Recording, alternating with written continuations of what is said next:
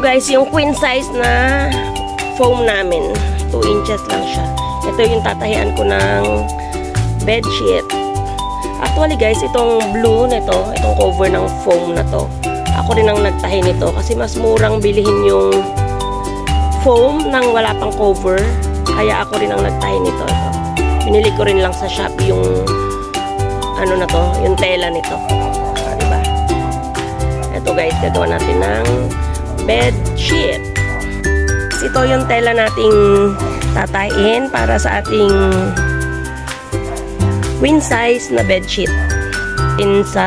Binili ko lang siya sa Shopee, 7 yards. And yung 3 yards nito, siguro kasya na para sa queen size na bed sheet. And then yung ibang matitira, gagawin ko siyang sofa cover. Tara guys, manahi tayo. Ito na guys yung tela, sinisimulan ko na siyang tahiin bawat gilid. Tinatahi ko bawat gilid. Mabilis lang naman pag bedsheet guys yung tatahiin mo kasi bawat sides lang naman yung itutupi mo, ganyan. And then mamaya tatahian natin para sa garter naman. Garterized bedsheet yung tinatahi ko guys. Then pag may matirang tela, gagawin natin siyang pillow cover.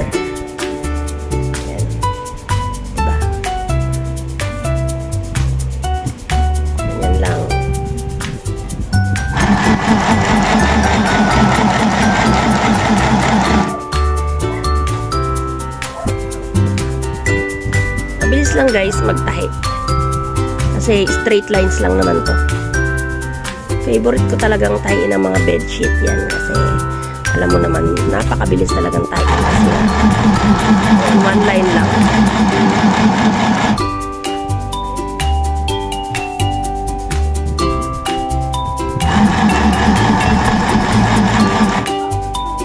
Ito yung tela natin.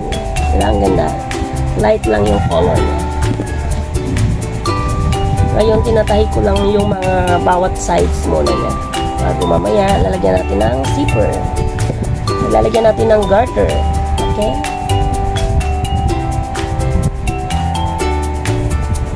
Lahat lang ng sides, tatahin natin. Itutupi lang natin yung sides. Para hindi maghimulmul.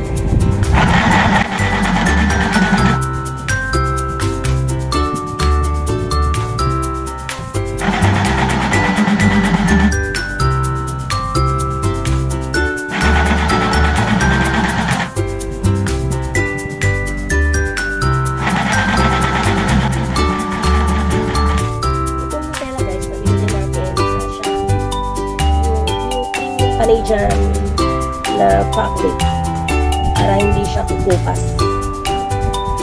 Maganda yung tela natin. Subok ko na yung tela na to kasi ito yung lagi kong tinatahi para sa mga bedsheet, pillow cover at sofa cover. Yun lang guys, itupi lang natin lahat ng both sides.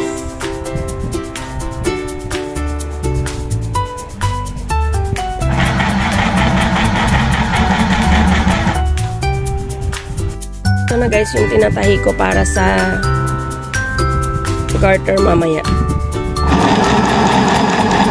Mas maluwag na siya. Kasi dito natin papasok yung garter.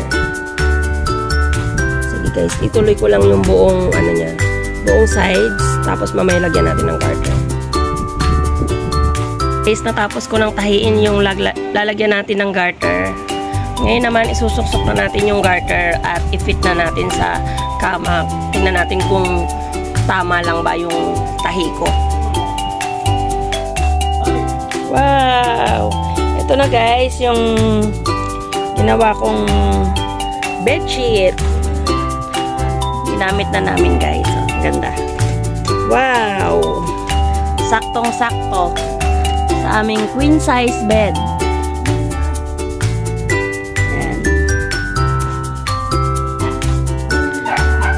Ang ganda.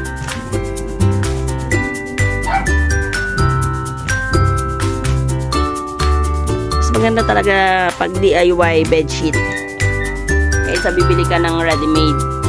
At least pag DIY, napipili mo yung gusto mong kulay ng bedsheet mo. At saka yung tela, talagang maganda.